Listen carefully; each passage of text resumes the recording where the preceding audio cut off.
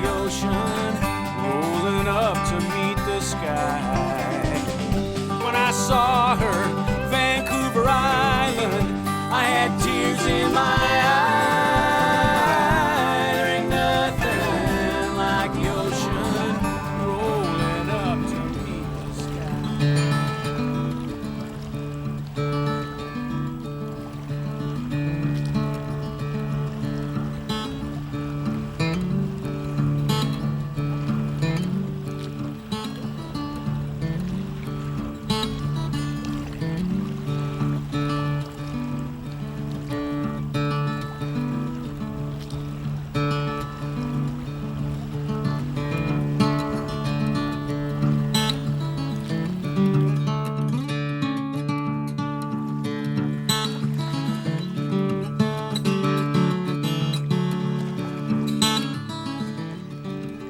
Being on the water has a calming influence on the human psyche, especially the quiet experience of paddling and sailing. Gliding across the top of the water, in tune with the gently rolling waves, you become one with the environment, one with the universe. For urbanites, it's a great escape from the insanity of city life. Since the mid-90s, kayaking has been the fastest growing recreation sport in North America. It's estimated that over 8 million people a year kayak, and the sport continues to grow. With a kayak, you don't need to pay for expensive moorage and maintenance. You can store it in your garage or basement, and you can carry it on top of your vehicle. You can even buy a kayak that folds up and fits in your hallway closet or the trunk of your car.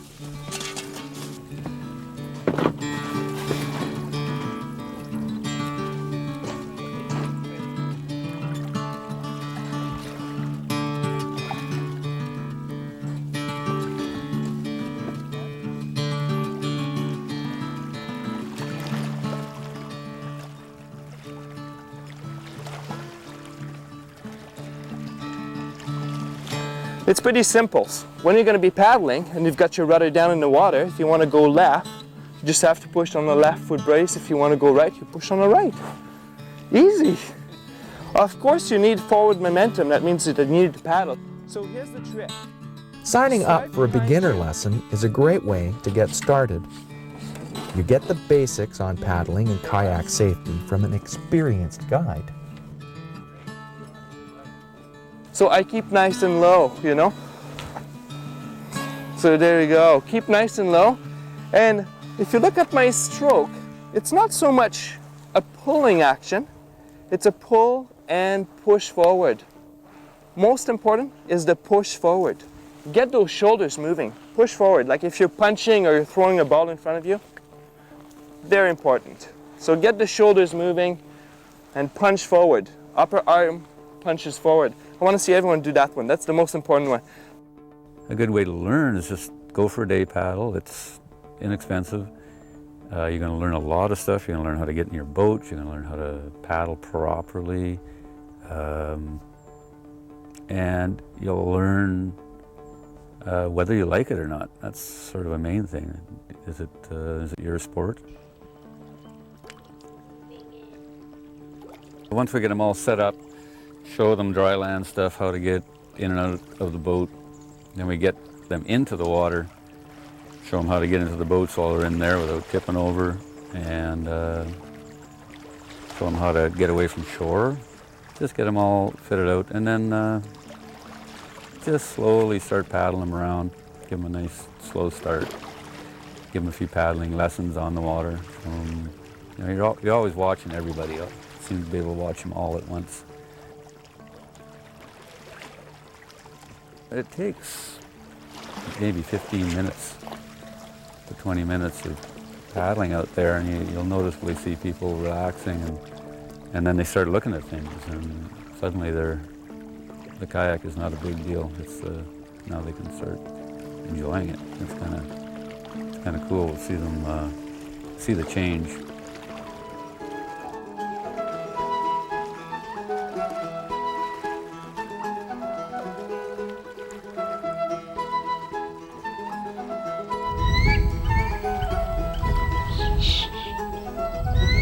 The southwest coast of BC has some of the best shoreline in the world for paddling and sailing. People come from near and far to explore these protected waters and sparsely populated islands. In fact, Vancouver Island is the top destination on the planet for kayakers. The southern Gulf Islands are nestled between Vancouver Island and the mainland. Pristine waters and mild climate combine to create a paddling paradise. The channels between the islands constrict the flow of water as the tides change. This tidal flush can turn calm waters into swirling torrents of whirlpools and eddies. For neophytes, these channels can be dangerous. For experienced paddlers and sailors, these currents are an opportunity. Ron and Sylvia know these waters well. Within minutes, they are in Trincomalee Channel between Gabriola and Mudge Island, carried along by the strong current as the tide changes. Very soon, they will be having lunch on a De Courcy Island beach a mile or so away.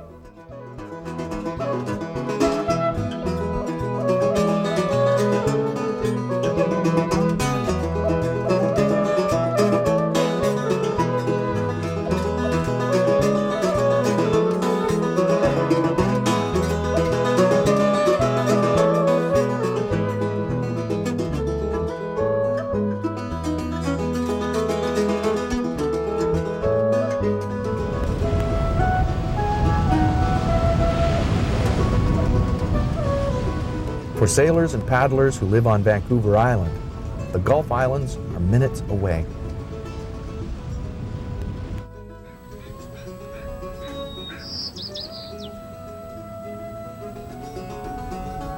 There are protected bays and coves around most of the islands.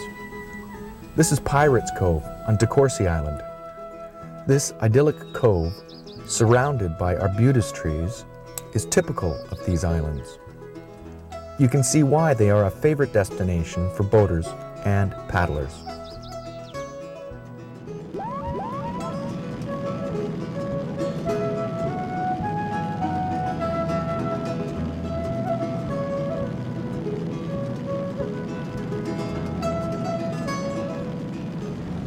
There's another one. Oh, nice big one. He has tail coming up here. Down he goes. See that back arch up? You can anticipate a tail just like that. Oh, beautiful. Tail coming up there. Oh, beauty. The west coast of Vancouver Island is famous for whale watching and beach combing.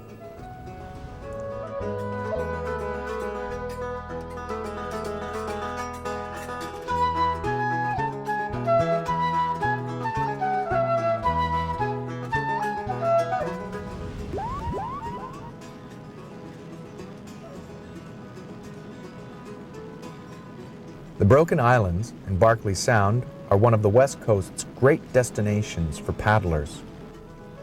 The entire area has been designated a park and remains an undeveloped, pristine wilderness.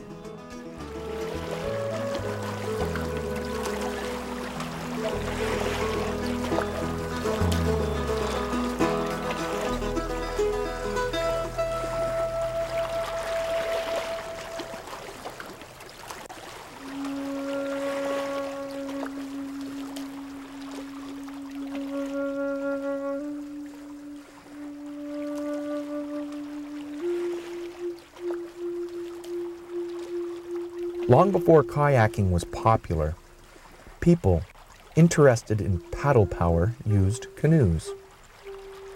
Merv has been coming here for years. When the islands were threatened with logging, he spearheaded the campaign to save this fragile ecosystem. He knew that if the trees were cut down, the essence of the islands would be lost. He organized other concerned people, and they lobbied all levels of government. They were successful, and today the Broken Islands are a popular destination for paddlers. This is a magnificent specimen of a small island, just a little islet, a drop on the face of the ocean that has a complete ecological system all the way from the moss on the soil, lichens on the protruding rocks to begin with, up to the shrubbery and now into trees. As the soil becomes more stable and becomes deeper over centuries, the trees will become a little larger. This is a beautiful spot. It's absolutely beautiful because it's so natural. And we now even have the lichens on the trees, eh? That's another phase in the development, and the lichens on the trees. And what will follow after that, we don't know. But there's a constant evolution going on here.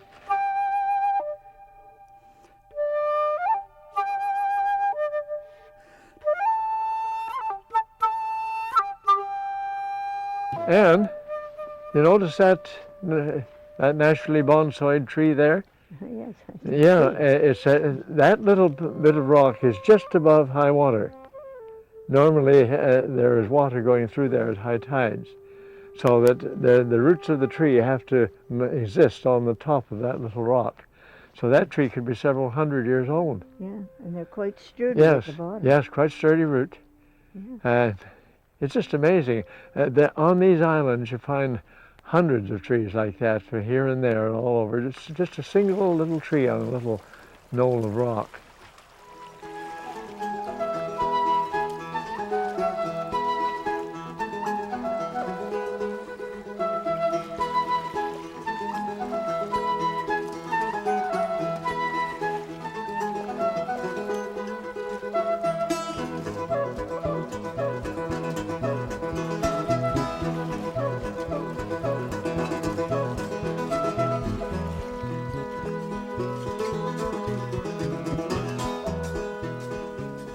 The Broken Islands are accessible from Ucluelet.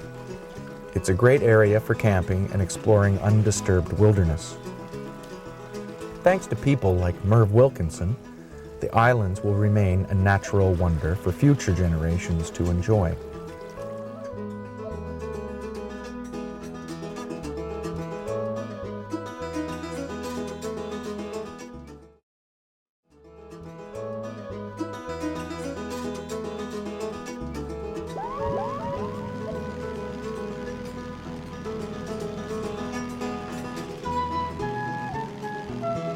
From Tofino, there are lots of great destinations for kayakers in Clayoquot Sound.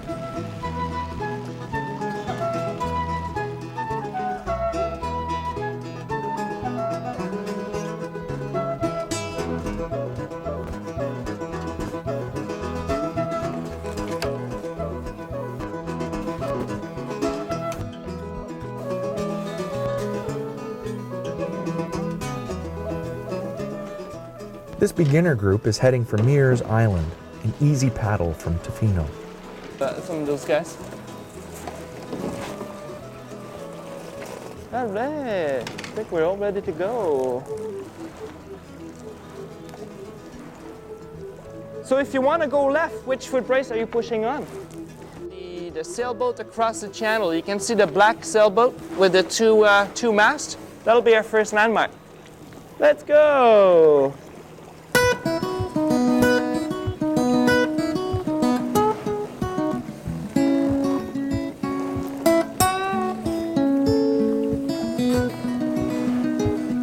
You guys, we're headed towards the blue boat. Towards the blue boat. Straight ahead at 12 o'clock.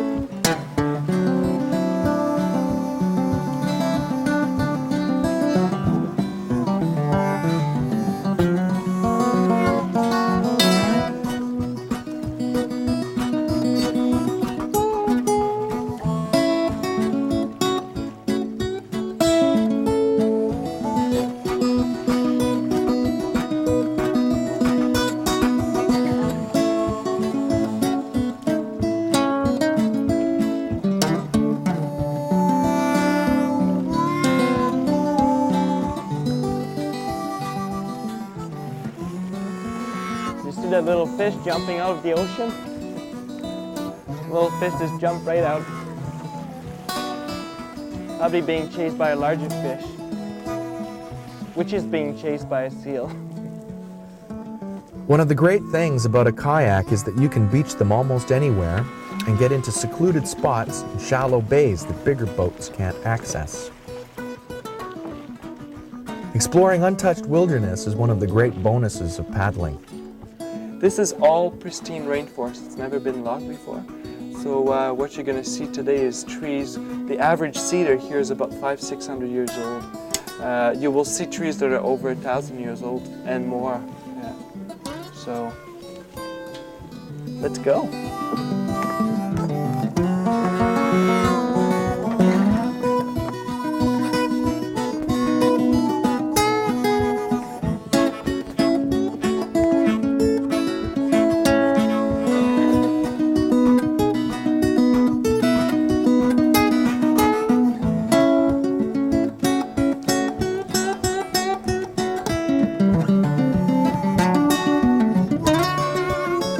A large branch fell off from the top last winter. In that same storm, actually 2 winters ago, the same storm that brought that big tree down. And the branch fell right over. You know, this one's about 60 feet around. Close to that.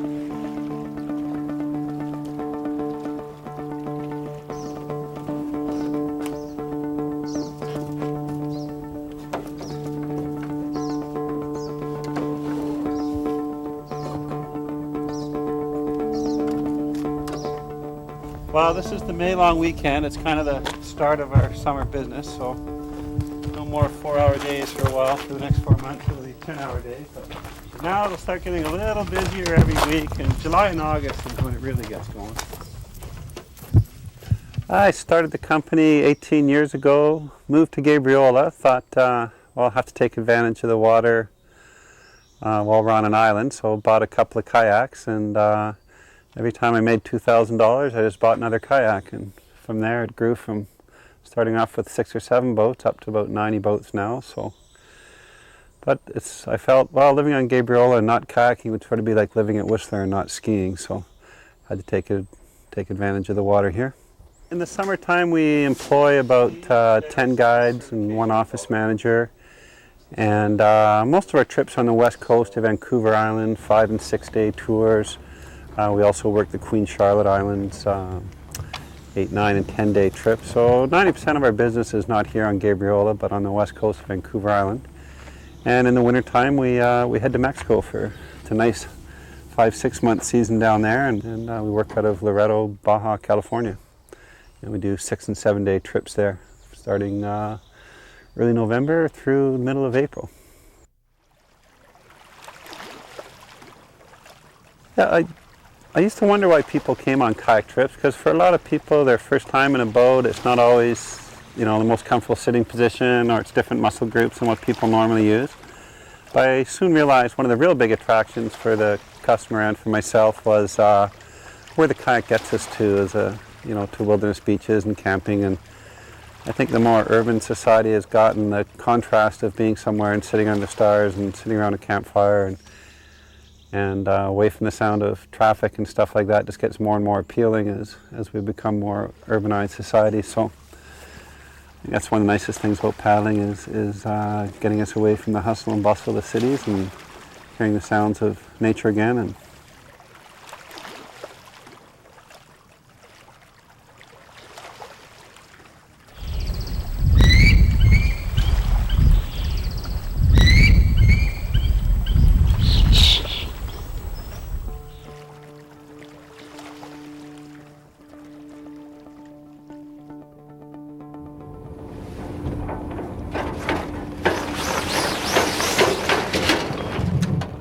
It goes without saying that anybody stepping into a big boat is going to take a course to learn about sailing as well as safety on the water.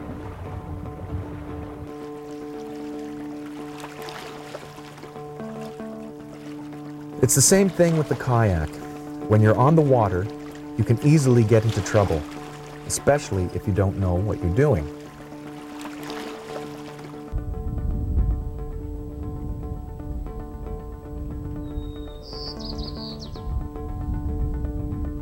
Kayaking, common sense is your biggest guide, and you know, it's stormy out there, there's big waves out there, well maybe I should stay on shore. So you have lots of control over the situations you put you in, and certainly with a guide or even without, if you're familiar with tides and current tables, and good common sense will protect you the vast majority of the time.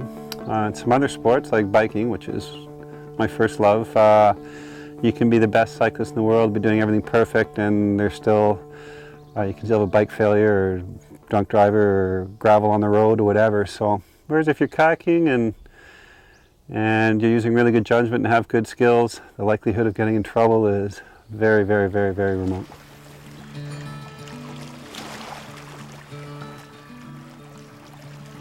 For novices, the most important thing is to go out with experienced paddlers and learn some skills. Sign up for a beginner day trip.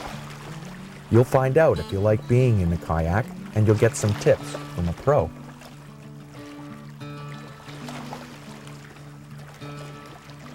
Being on the water is a great way to connect with the natural world. Time slows down. There's no traffic or TV. Just the sound of the waves and your paddle dipping into the water.